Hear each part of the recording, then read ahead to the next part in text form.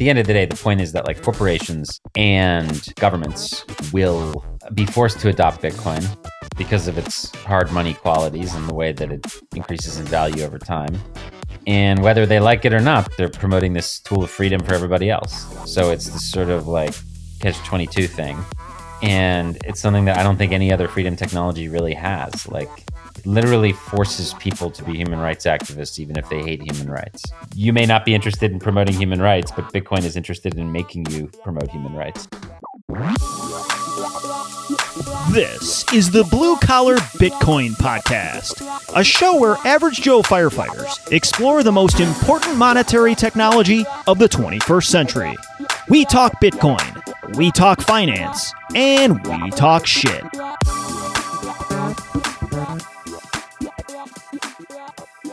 Hey everybody, and welcome back to this week's release of the Blue Collar Bitcoin Podcast. In this episode, Josh and myself, Dan, are privileged to be joined by Alex Gladstein. Plain and simple, if you study Bitcoin, you know Alex. Alex Gladstein is the Chief Strategy Officer at the Human Rights Foundation. His writings and views on human rights and technology have appeared on tons of major media outlets across the world, including BBC, CNN, The Washington Post, Wall Street Journal, and the list could go on. Since 2017, he's been obsessed with Bitcoin. He co-authored the Little Bitcoin book in 2019, and this year he's been putting out a downright incredible article series at Bitcoin Magazine. Josh and I simply cannot get enough of Alex's writing. In this particular episode, we cover why Bitcoin is a dream for human rights activists, Bitcoin is a Trojan horse for freedom, the cypherpunks and founding fathers of America, the fourth turning, Bitcoin ETFs, and more. All of Alex's material and items mentioned in the show will be linked in the notes, and you can follow him on Twitter at Gladstein. If you want to support our show, that can be accomplished in a few different ways. Check out the support section down in the show notes. Follow us on Twitter at blue_collarbtc. Subscribe, rate, and review on whatever app you're using for podcasts. And most exciting, we are now live for Podcast 2.0 Bitcoin Sat streaming. You can stream us fractions of a cent while listening just because you can. This is an awesome way to interact with the Lightning Network and the decentralized digital future we are moving toward. We have instructions down in the show notes, and I shit you not, it is very easy to get a handle on. Alrighty then, sit back, relax, grab a coffee, or a beer if you're not driving, and enjoy this conversation with Alex Gladstein. All views and language expressed by the hosts and guests in this podcast are solely their personal opinions and do not reflect their employers or organizations they are associated with. Do not treat any of the content in this podcast as investment advice or as an inducement to follow a particular strategy. This podcast is for entertainment purposes only. Alex Gladstein, privileged to have you on the Blue Collar Bitcoin Podcast. Thanks for the opportunity. We've been joking as we've been just inhaling all of your work that we don't know how this is possible that you're putting out this amount of content. We have this working theory that you're like one of three identical triplets that all just work on writing robust and profound Bitcoin articles. How in the world are you cranking all this stuff out right now? I appreciate that. I'm not sure. It's a combination of things. I'm just very deeply inspired, and I get in the zone and I make it a priority to do the research and do the interviews and get the articles done. A couple of them were things I'd worked on last year, but yeah, most of them were just spun out of whole cloth in the matter of a few weeks. So I'm very happy about the work I've put out, and I intend to put it into a book actually that Bitcoin Magazine will help me publish. So all the stuff I've done in the last 6 months, we're going to try and put into a book, which will probably be called Check Your Financial Privilege, and we'll get that out there, which I think will be helpful for some folks. It's hard, I'm not going to lie, to get the motivation time with all the other stuff going on. I have a full-time job and family and stuff, and it's yeah, you got to just kind of carve out minutes of the day and prioritize it. But it's pretty exhilarating to be able to do it, and these topics to me are very important. And hey, they make an impact. So we'll see. Obviously, I reached reached you guys. Heck yeah, and you did. reached a few people doing it. So I think I'll keep trying. We'll see. They're long, but there's never a time when I'm reading one of your articles where I'm just like, man, this is filler. Like, this is like, it's all very succinct, well thought out. I And appreciate that. yeah, thank you for doing that. I always enjoy the new ones and spend an hour or so reading that. I leave a great. lot on the cutting room floor, so I'll often just like cut an entire. I'm like, how do I delete 3,000 words out of this manuscript? Painful, I'm sure. Yeah, you got to kill your darlings. It's true, but less so. But I do want to make sure that every sentence counts. Like basically, like if a paragraph is like not exciting, I'm just going to delete it. Or if it's not meaningful to me, then it should just be deleted. So we'll see. I think Twitter also helps. I realized after I think I wrote my article in the petrodollar that because I like shared the article and I just felt like it didn't get quite out there. So then I did a thread on it, and that one went really crazy. So ever since, I've just been doing a long thread every time I release it, and it gets much more attention. That people just like threads. It is what it is. But threads take like not as much time as the article, but they take a long time to do a long thread. Figure out how to synthesize those down in. Yeah. And what's interesting is like whenever I'm doing the thread, I'm becoming more concise. Like I'm looking at these sentences and I'm realizing that like Twitter is really good because it forces you to like re-architect the sentence in a way that's most concise and powerful. Yeah. And really what you should be doing is I should be taking every paragraph in all of my essays and just trying to fit it in a 280 character tweet. Yeah, just so you can transpose it right in. Yeah, and then like whatever doesn't fit into the tweet doesn't matter. Like, so I've been noticing that lately. But you know what? When you're writing prose, you know, it's okay to have a little more meat. That would be like a 500 thread tweet if you sent one of your articles into the tweet form. Yeah, I mean, the one I just released, I think was 8,000 words on the cypherpunks, and the thread is 83 tweets. So, I mean, that's probably, you do the math, but probably close to 20% of the article is in the tweets. We want to get into that one a little bit later. We're overwhelmed, Alex. We don't know where to start. I was thinking about just today and recording with you. I was working with somebody at the firehouse yesterday, and this is a person that we've convinced to buy some Bitcoin. So they have what I would consider a meaningful position. And I was explaining that we're talking to someone at the Human Rights Foundation, and literally his response was, what does that have to do with Bitcoin? And it kind of got me thinking. I'm sure this is something you've heard over and over again, but yes, I was on a walk this morning kind of pondering my journey. And I know Josh can identify with this. And I think for me, there's sort of been 4 steps in my Bitcoin journey. Step 1 was just Bitcoin catching my eye. It's shiny. It's fascinating. Then step 2 for me was this realization that this could be a life-changing investment opportunity just to enhance the prosperity of me and my immediate family. Then there was sort of this step 3 where I expanded beyond my inner circle to more of the demographic and people group that I identify with. And for us, that's the American middle class. So we launched this podcast with this passion to spread our conviction about the technology and how this network can create a mechanical advantage for a middle class that's sort of up against the wall in the backdrop.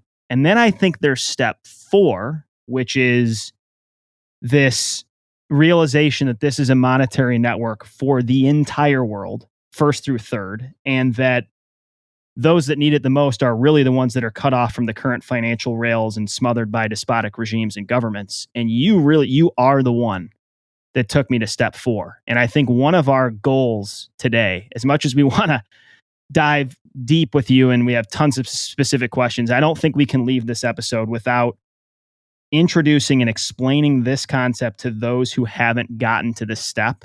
So just as a starter, really broad, why in the world is someone like you at the Human Rights Foundation obsessed with Bitcoin and spending this much time on it? Great question. The simple answer would be because money is broken around the world for billions of people, and the current legacy fiat financial system sucks, and it's exclusionary, and it's Amen. discriminatory, and it's hallelujah inefficient, and it's dinosaur technology. And we can send an image or an email seamlessly relatively permissionlessly with a swipe on our phone. Why can't we send money the same way? It's really, it comes down to that. Yeah. That's sort of half of it, right?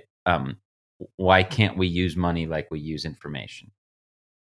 The other half relates to your time and your energy and your ability to preserve your purchasing power, right? So on the one hand, we have this idea of like digital cash, and can't we just pay somebody? Like, why is that hard? Like, why can't you pay somebody in some other country? Like, why do I have to go through all these steps? I can just pay them immediately. And you can do that now with Lightning. Like, we've made it. We're like there. We've made it. Okay.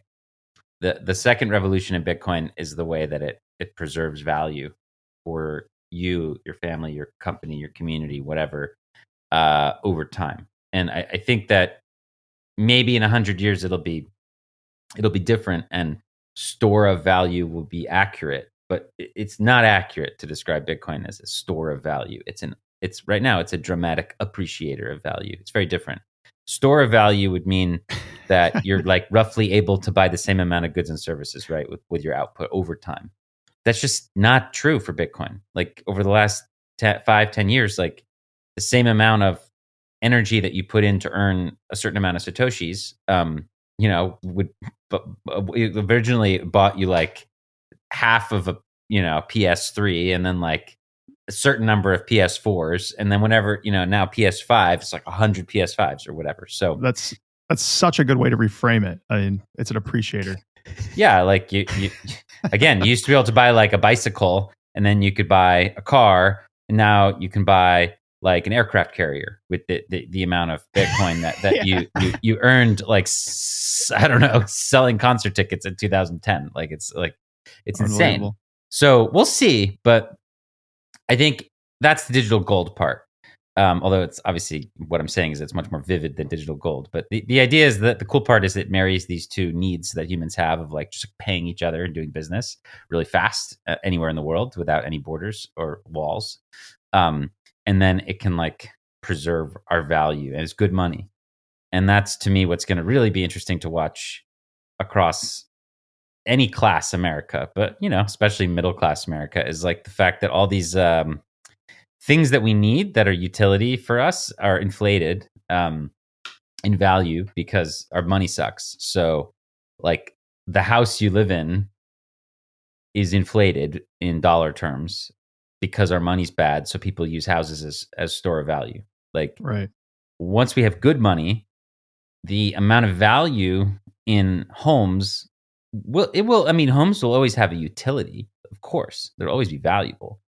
But they're going to leak a lot of that value back into Bitcoin over the coming decades because Bitcoin's better at being a store of value than a house. Yeah. So you're going to see like just vast leakage of value from gold, first and foremost. We're going after gold, and then real estate, and then government bonds, right? So these three things alone, like forget equities or whatever, just these three things. I mean, gold's 10, real estate, I don't know, is what, 30 to 40 in the US, maybe more. Government bonds are similar. I mean, yeah, let's just say this is why that guy's freaking handles 100 trillion, right? Yeah. That's basically the addressable market for these three things: gold and real estate and bonds. Like, so these three things are inefficient right now. They're overinflated because they're serving a store of value. Like, but at the end of the day, a house is like, it's a pain in the ass to use a house of a store of value. It's like hard to sell. It could take months. You get a lawsuit, like God knows what. Like there's all sorts of stuff involved. Like the house is just like not liquid, right? And Bitcoin is instantly liquid anywhere in the world, right? So Yeah. I think that now, okay, $1 million of Bitcoin, it's still pretty liquid. I mean, it's not as liquid as $10 of Bitcoin, but it's still pretty liquid, right? And we're getting closer to that reality where like we're just gonna annihilate all these things that people have used as store of values because our money has sucked. Lynn Alden is actually the person who, she mentioned this to me, and I thought it was just a brilliant insight. Like very simply,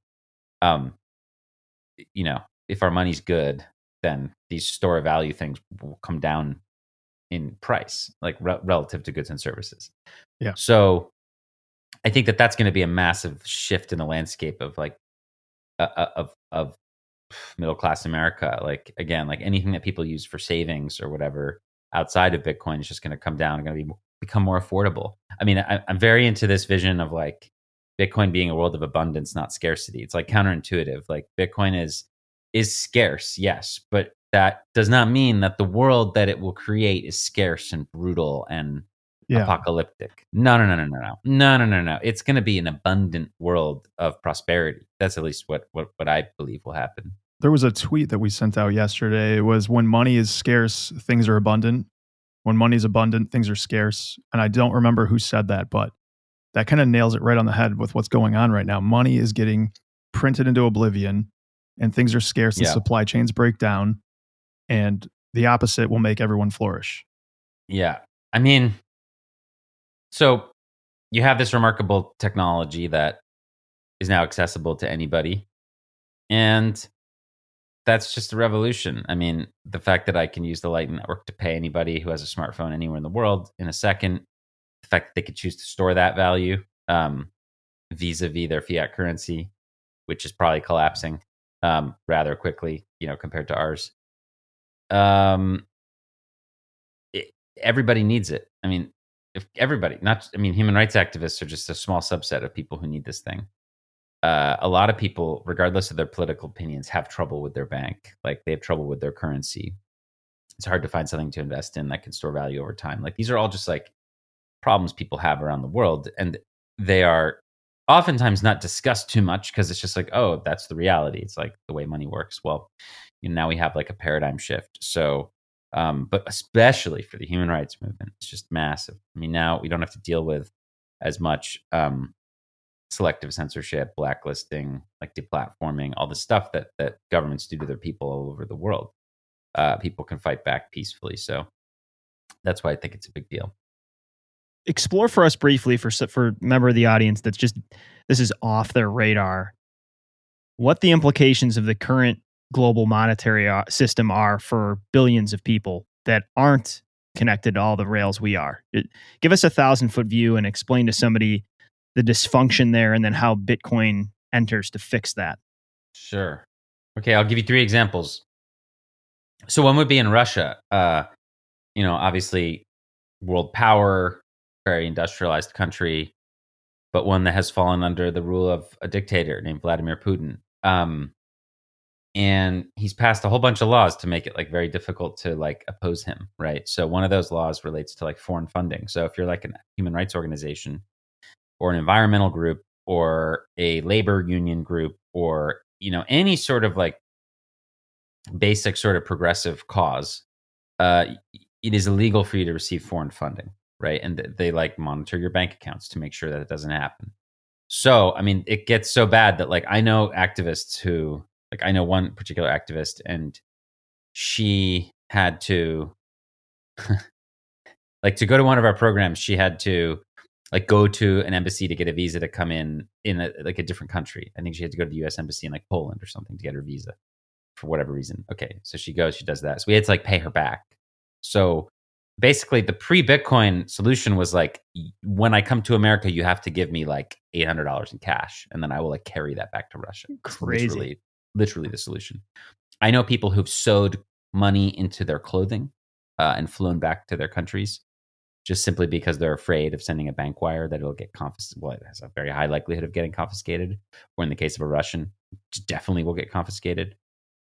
So you look at Bitcoin and it's just like, wow. Like now, I mean, it's not even like an issue anymore. Now it's just like, oh, I can just send Bitcoin to their non-custodial, non-KYC wallet and they can do whatever they want with it. It's just boom, instant. So like the upgrade from like smuggling cash in via bags or sewed into your clothes or in a briefcase to support a human rights movement or an environmental group or a labor union in one of these countries like Russia. I mean, this is just... That's like a huge upgrade. It's just a massive upgrade. Second thing would be like somebody who lives behind like a sanctioned country, right? So I'm talking about somebody who lives in like Palestine or Iran or Cuba, right? So these are people who are good people. They are being punished because of their rulers who are evil, more or less. But the US government tries to punish the rulers by imposing like some sort of embargo or sanction or whatever. Unfortunately, that ends up like hurting the average person, which is why I think broad sanctions are pretty immoral, and smart sanctions are good, but like that are targeted on individuals, but not broad ones. So what people end up doing is like if your family's in Iran or in Cuba, like literally it's like impossible for you as an American to use the financial system to send them money. So what do? Okay, you could use like a Hawala system, which is basically like you trust some guy who knows some guy on the other side. You pay this person in cash in whether it's Toronto or Chicago or whatever, and then your family goes to the guy's friend and receives a smaller amount of cash on the other end. Fifth century lightning network, it sounds like. No, this is the ancient Hawala system, right? That's a Hawala node. And this is the case in Latin America or Asia or whatever. So that's like literally what you're reduced to, is having to trust these two guys. Either one could steal your money. Stuff could happen, God knows what. It's like you literally can't use the banking system in this case.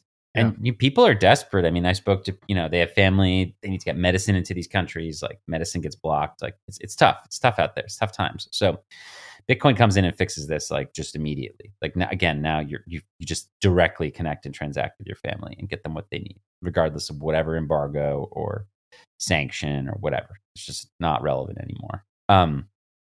Super draconian controls on populations, which are really harmful. So those would be like two, I would say, pretty clear use cases. A third one, I'll just throw out because I think it's intriguing. One of the first Bitcoin and human rights people I ever met is this woman named Roya from Afghanistan. I met her years ago, and for the first couple of years I knew her, I didn't know she was into Bitcoin. I just like never even figured to ask. But she's like one of the first female tech CEOs in Afghanistan, and has an amazing story actually. But basically, at the end of the day, amazing article you wrote with her kind of at the forefront. Yeah.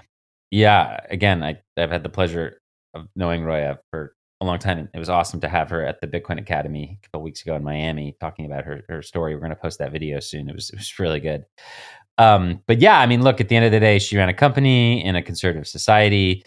Women worked for her. Like she wanted to pay them. This was like 2013. So that a lot of the women didn't have bank accounts for whatever reason. The brothers and uncles and husbands like would just like take cash if they brought it home, but they all had phones, like, right? So one of her business partners was like, "Hey, we should use Bitcoin," and she was like, "What's that?" And then she eventually like figured it out. And starting in like spring of 2013, Bitcoin was like $80 or something. She started paying her workers in Bitcoin, and then they would like keep it and save it on their phone, and that gave them this sense of financial freedom. And then whenever they needed to buy something, her sister started a little business where she would buy the Bitcoin back and give them the local currency. So they did this for several years. Now it got a huge, it was looking really great for them, right? For that first year till the end of the year. I mean, Bitcoin went from like $80 to like like 1,100 or something like that. But then it started to crash. I mean, as we all know, it was a massive multi-year bull market, went all the way down to like $200 something. And, Roya had to like make everybody whole. She had to offer to pay them the dollar amount or the Afghani amount of whatever, they had earned. But some of the women decided to keep some of the Bitcoin or keep all of it. They just were really intrigued by it. And look, some of them used it to escape, start a new life somewhere else. Some of them, in a way that you can't just like take money. I mean, you can't just like, oh, hi, I want all my money out of this bank account right now. Usually when you're escaping a country, it's like not during 9 to 5 business hours on like a Tuesday.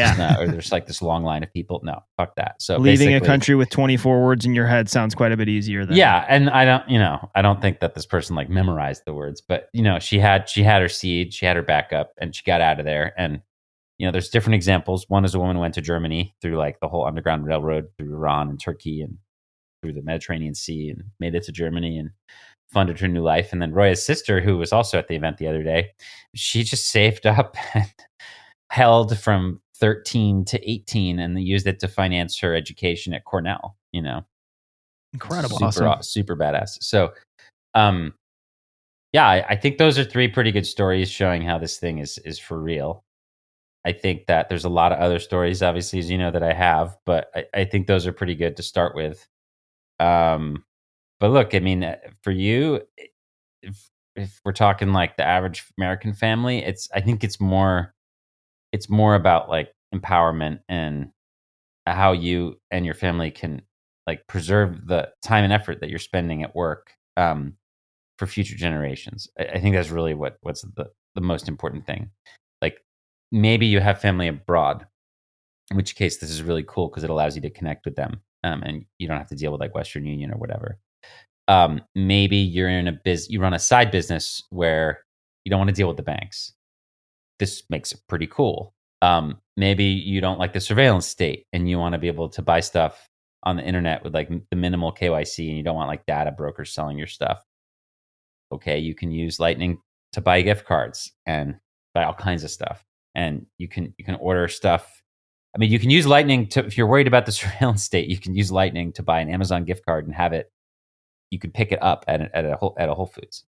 Like there's stuff you can do. Like if you really care. But at the end of the day, I think the primary use case is going to be thinking about this as like, hey, this is like the stack for your family for the next 20, 30 years. Like you're building the stack. Generational wealth. Now. And the stack that you can build now is like, I mean, this is a one-time thing. It's not going to happen again. Like we're going to have another Bitcoin in 10 years. Like, so it's like, you got one shot to build your stack now. Because it'll be a lot harder you won't be able to stack this. No one will be able to stack what they can stack today in 10, 20 years. It's just not possible. So no matter how much wealth you have or whatever, if you can stack, for example, $1 a day now, whatever it is, 1,700, I don't know. It's like, do we fall below 1,700? I think it's like 1,700 sats per dollar. I don't think you'll be stacking 17 sats per day in a decade. That's probably not going to happen. That's probably going to be way beyond your means. So stack the 1,700 sats per day or week while you can, because you won't be able to in 10 years. Like especially when we get like 20, 30 years from now. I mean, who knows, man? Yeah. Like, so it's all about your stack and just like, turning your effort and energy into something that can provide for your family and for future generations in a way that actually is honest and noble and takes care, and is not being like, leaked out and, rent sought by all kinds of middlemen and other people. The way that our society's worked in the last 100 years really has just been like an increasing, ever since the 40s, really is just like an increasing amount of wealth going to a small group of people at the expense of others. And that won't, that's just sort of the way of human nature. But like this really gives us a mechanism to fight back a little bit against that in a significant way. How many other human rights activists are starting to see? I mean, you just finished with the Oslo Freedom Forum. Sure. And obviously it appears to us from the outside that you're pretty much dedicating the majority, if not all of your time and energy into Bitcoin. Is that an accurate representation? I mean, all my free time. I mean, I have a full-time job at the Human Rights Foundation where I have a team of people and we're working on growing our mission.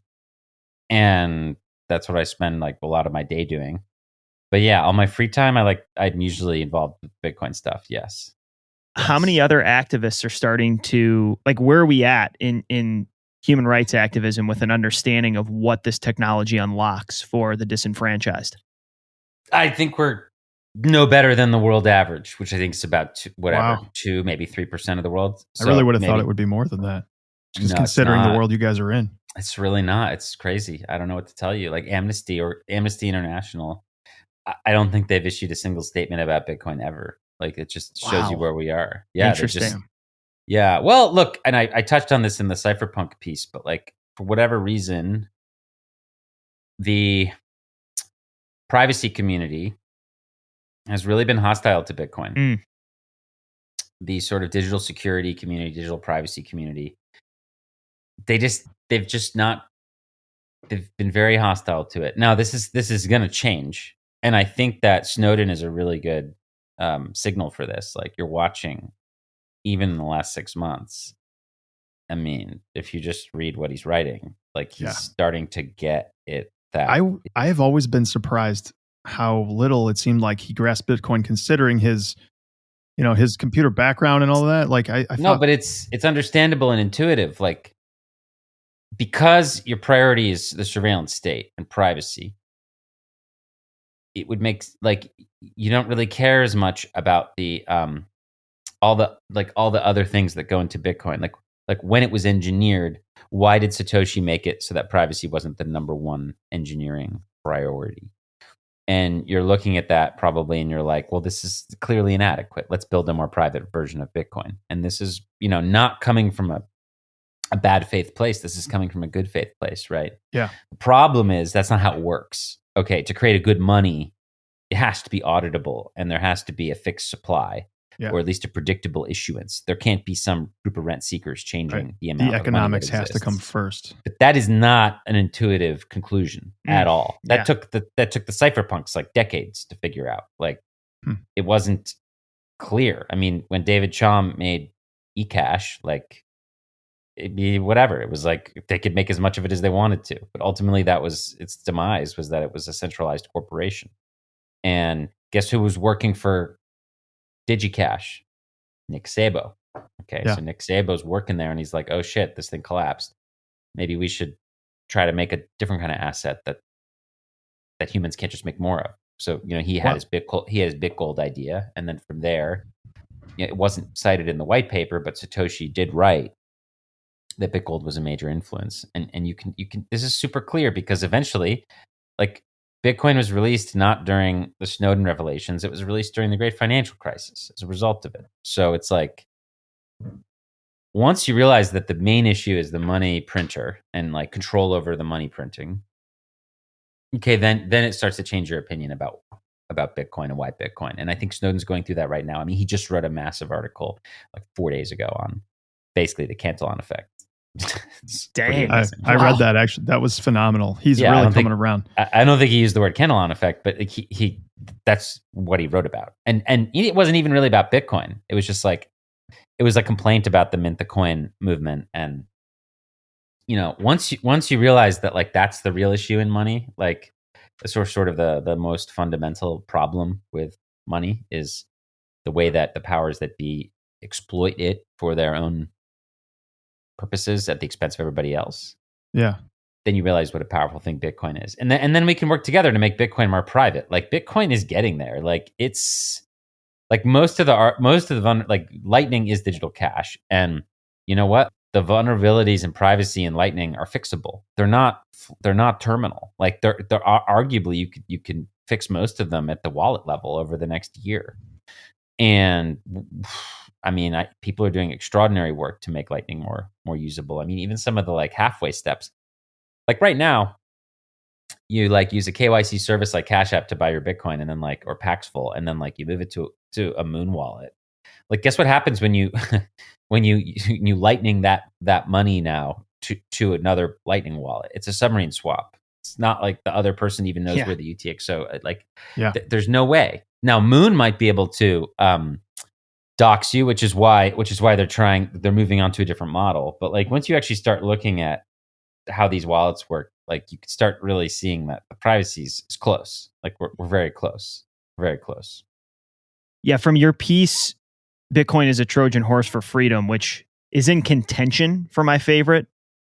Josh and I have been debating that you threw a monkey wrench in with this most recent one, because that, God, man, is it good. We're going to get into that next, hopefully. But I know you touched some on this sort of privacy bait and switch. I think you mentioned like cross input SIGAG in there.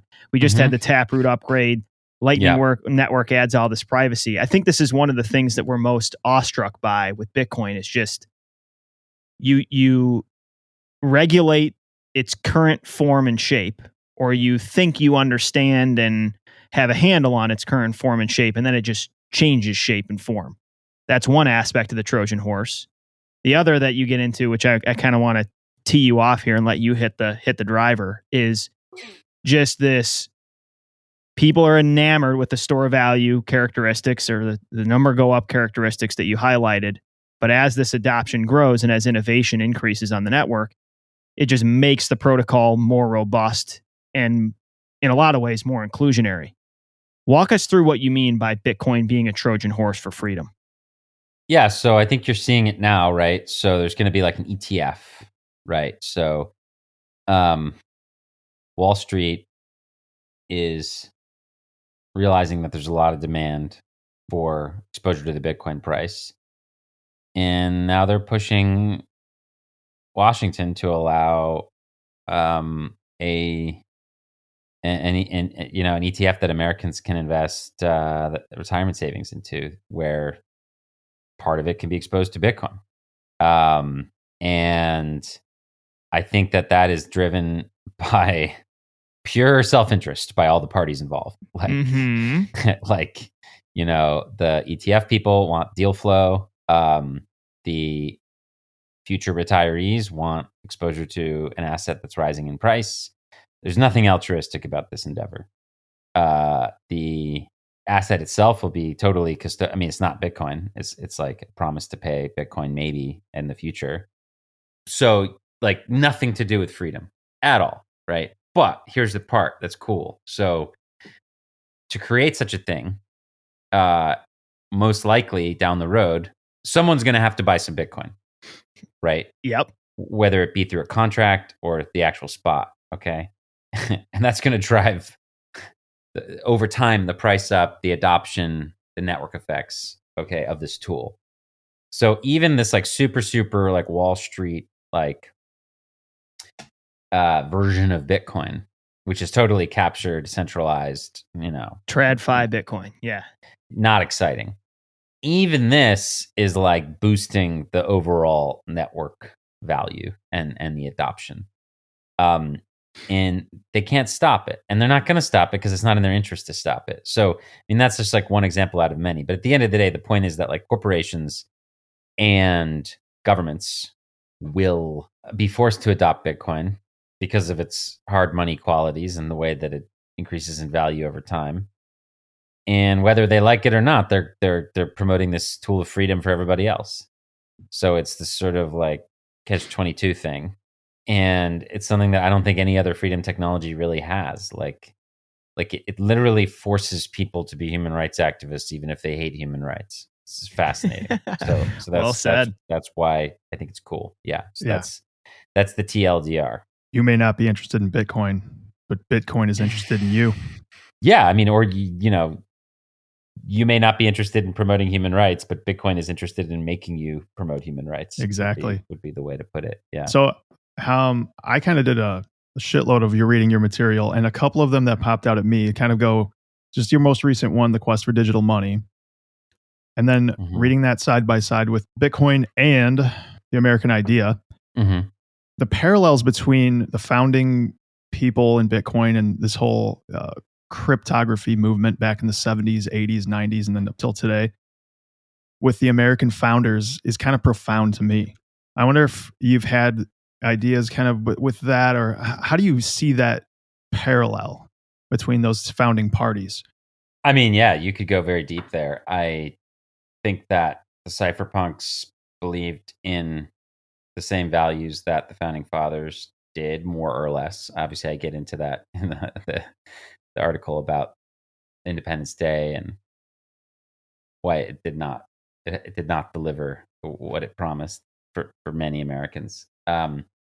But ultimately, if you want to be charitable, you look at Jefferson and what he stood for, or even Adams. I mean, you look at these people and you look at what they stood for. And it was essentially like whatever the opposite of what's going on in England, right? Like we want like rights, we want a balance of power, we want the ability to criticize the government, we want to have a fair court system, all these things. We want checks and balances, we want states' rights, we want individual sovereignty, we want property rights, we want like whatever the king would not want, we want over here, right?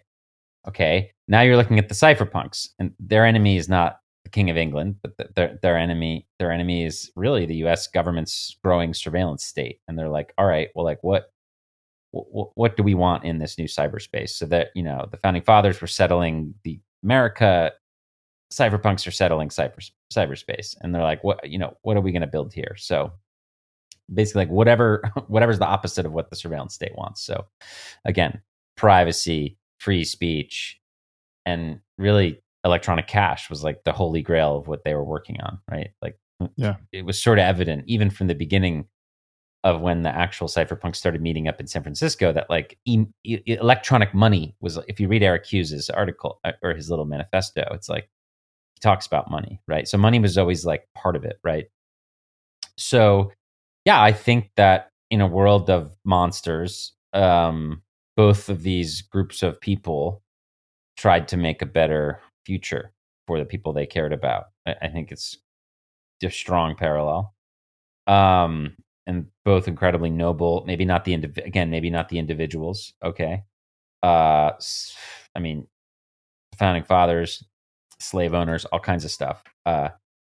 So we need to separate the ideal from the man, right? Same thing with the cypherpunks. Some of those people had some crazy ideas. That's fine. Okay. I mean, it is what it is. But what they created was a tool that benefited a lot of people, right? Okay, the Bill of Rights, Declaration of Independence. These are timeless things. Yeah.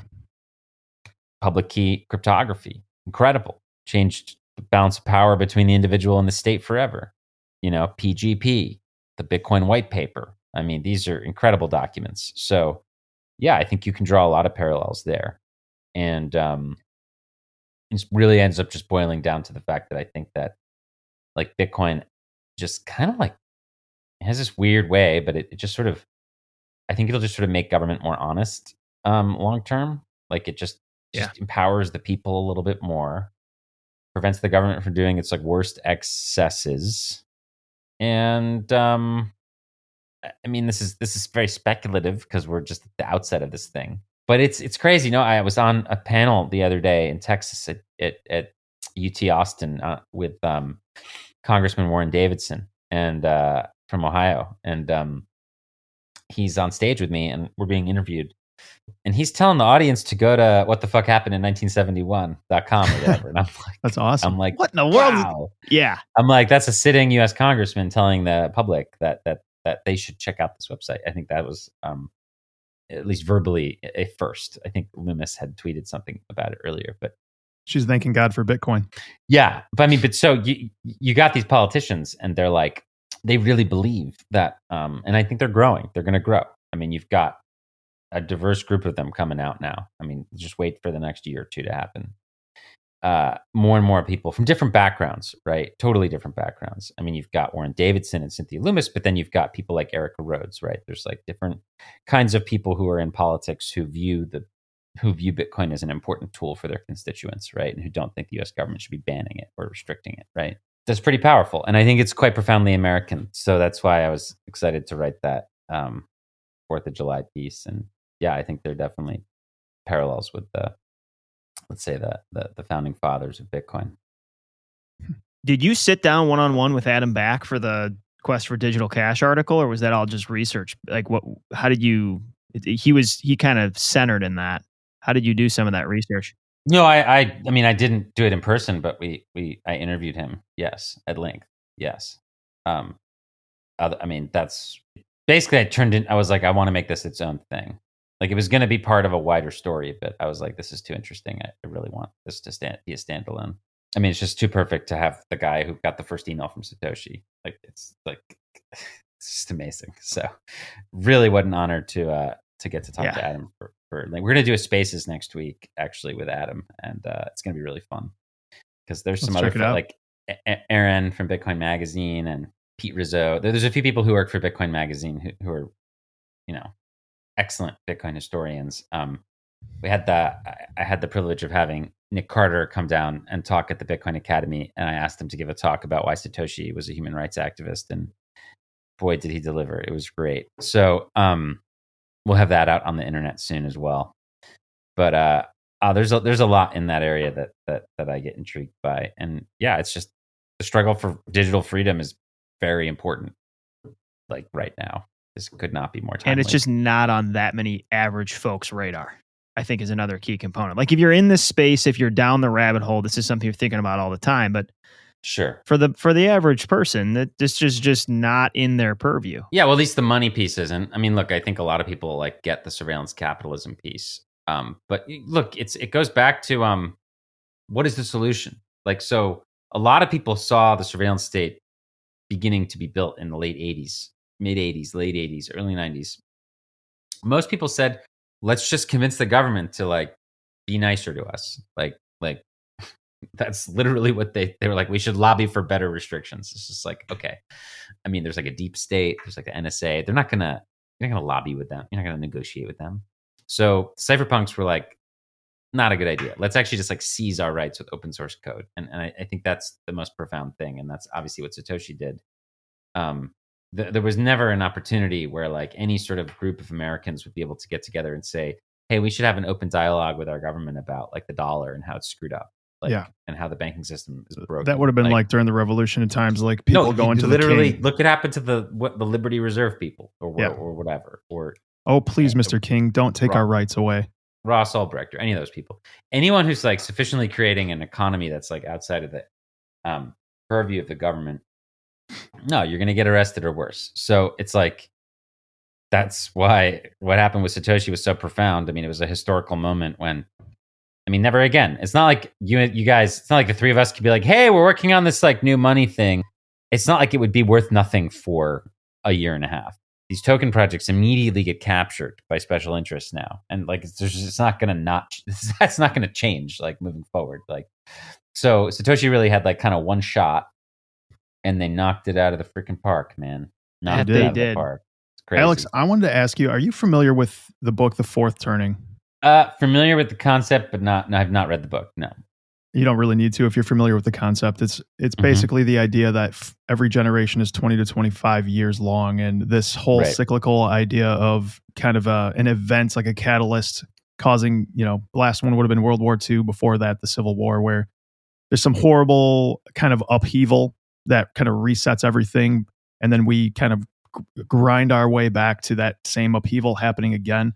Right. Have you ever thought about that in concert with what's going on in the world at large right now? How all these institutions seem to be breaking down. We're having a lot of social unrest. And I'm just wondering what your thoughts are on that concept in conjunction with everything we're seeing, including Bitcoin, and this all kind of coalescing into what we're watching happen now. Yeah. I mean, look, there's that. There's also another, God, what is it? Let me see if I can find it. Kondratiev was a Soviet economist who looked at 50-year trends in technology and capital that mapped broader social issues. And you can actually trace like the steam engine, the railway, like chemistry and electrical engineering, automobiles, petrochemicals, and then the information technology. Like all these things were basically 50 years apart. Yeah. And, then Bitcoin would be the next one. And it's like, they all map social upheaval, social unrest. I mean, you can look at, obviously, the fourth turning theory. There's also, Ray Dalio has his like, credit cycle. The historical credit long-term debt cycle. Yeah. Yeah. The long-term debt cycle. So there's a lot of ways you can look at it. I'm sure there's grains of truth in all these things. It's usually how it is. I think what's clear to me is two things. The stuff has always been screwed up. Okay, it's not like it's more screwed up now than it was before. I mean, anyone who's lived through the early 2000s and saw the invasion of Iraq, like, I continue to think that the gaslighting involved there was like insane, crazier than anything I've seen since by far.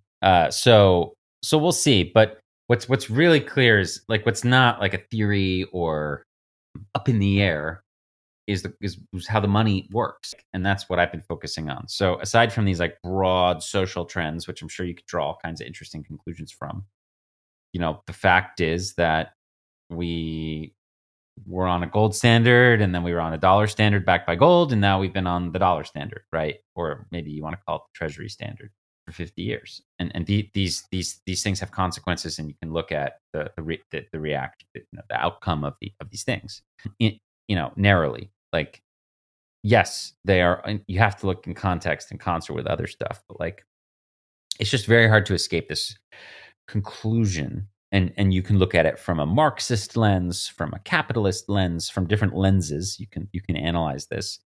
What's really clear is when you look at stuff like the S&P versus the average income of workers, equity and corporate power has gone on a rampage vis-a-vis the average worker since the 70s. And again, you can have a lot of different explanations for that. Great. We should have all the explanations. But when you just look at some of these stats, like the chart of like the S&P, like the value of equities versus the average wage, yeah, it is jaw-dropping to look at some of these charts. I think That we're back it to the is. Cantillon effect on that is an easy explanation. Yeah, and like it wasn't like it was weird because like some of these charts are relatively flat from like the 30s through the 70s. I mean, that seems weird. There was like a massive world war and all kinds of other things, and I mean, the U.S. government was basically working to fuse the Fed and the Treasury in the 40s to like devalue the currency so that we could pay off our debt. Like all kinds of wild stuff happened. But for whatever reason, it was more or less like the relationship between like the working class and the owners of capital was like pretty staticky, kind of in that time increment. And then, God, once you hit the mid 70s, it's just like, and it's just unlike any. You go back hundreds. Some of these charts go back hundreds of years. Just nothing like this. I mean, yes, it got worse over time, or depending on your perspective, maybe it's better. I don't know. If you're not a communist, if you're like the other end of the spectrum, maybe you're like, oh, this is better. Whatever. The point is, like the disparity, and I would think I think it's bad. I think extreme inequality is bad, but or at least as a symptom of a broken system, right? Yeah. So, I mean, just what has happened since the mid 70s is just ahistorical and insane. Yeah. And yeah, I mean, there are okay, you can blame it on, so you want to blame it on the tax regime. Okay, could do that too. But like there's we can argue about the reasonings, but we know the outcome is like, it's just absolutely astonishing. And the reality is, if you've been living in this country and you've been in the fields of defense or manufacturing, rather defense or technology or insurance or finance, you've killed it since the mid 70s. Killed it. And if you've been in manufacturing or any sort of middle class kind of job, you've not killed it. You've either done okay or you're struggling. Yeah, I think it all goes back to incentive structures. Like these politicians are incentivized to devalue money because that helps them bring pork back to their constituents, and on and on. And like this idea of printing money works really well for keeping yourself in office and kicking the can down the road. And it just is it's an easy explanation for how this all happens. Like it's incentivized. Look, the MMT people, maybe they're right. Maybe that's a descriptive thing, not ideological. Maybe modern monetary theory is a description of how the U.S. government uses and creates money. Okay, I could get on board with that. I can understand that perspective. So if that's the case, then two things. Number one, then taxes exist to destroy money. So I'm very excited to see an American politician get up on television and say, hey, we're going to have to raise taxes this year to destroy some of the money supply. Like, that's going to be very interesting. Yeah, exactly. How's this really? That's how you're going to do it? Okay. We're all on board. Yeah. Economy's running a little hot, folks. Economy's running a little hot. We're going to need to cool it off. We're going to need to destroy some of your money. Just back it off a touch here, folks. We need to take it out of your hands. Okay. The reality is they won't need to do that because they'll have freaking CBDCs and they'll be able to auto tax everybody to their heart's content. But the other part of it is like, okay, so in that case, there is no debt ceiling and you can go into as much debt as you want. But the like the wall is going to be, they keep saying like, the limit is inflation. So, okay, well, we're starting to come up against the limit right now. Even the people who've been like, there is no inflation. Now they're saying, woo, there is inflation, right? So, and all of a sudden it went from like, oh, it's 2%, it's 3%. Oh, now it's 6%. Oh, okay. Well, that's quite a jump. Ooh, we're going to have to change the way we measure this again. And dude, the difference between 2 and 6 is massive. I mean, just simply interested, just considering any framework. But I don't think it's going to end at 6, right? And we all know that inflation many things that are important to us is way higher than that, whether it be real estate or education or healthcare or whatever. I mean, I was looking at a medical bill from a family member somewhat recently. I'm like, holy fuck! Like, how is this even anywhere close? Like, there's just no way that a middle class person could ever afford this important but relatively minor surgery. Yeah, it's not happening. The cost is so inflated for a variety of reasons. Like, really, the cost of these procedures should be like $1,200 or something, and that would still be like a challenge to pay off. But $40,000 to have a procedure done, like that's like all of somebody's nest egg, if you know what I mean, for a lot of people, or it's crippling. Not it's crippling. Yeah. So you want to liberate yourself from this broken system we have, you can enter into Bitcoin. There's a lot of cool stuff Bitcoin does. We could go on and on about mining, about home mining, about how home mining can liberate you and turn electricity into freedom money. We could talk a lot about what that's going to do to the developing world. We could talk a lot about what's happening in sanctioned countries and all these other places. But at the end of the day, it's like, it's just pretty straightforward. You want to work on your stack now for your family and your family's future, so that in 10 or 20 years, you're able to like tread water with what's happening like in the macro environment around you. And there's nothing more valuable than teaching somebody about Bitcoin. I really think that that's like the truth. So at least right now in the adoption cycle. Amen. So keep doing what you're doing, and I'll keep doing what I'm doing, and we'll hopefully change some minds and help people onboard into this new economy. Alex, for our listenership, as we conclude here, if there's somebody that's interacted with you a lot and has this growing conviction that they want Bitcoin to just be bigger than their bubble, and they want to get connected with HRF or your work or people around the world, how would you recommend somebody plug in to that ecosystem and start making a difference for Bitcoin internationally and for those that need it most? It's a great question.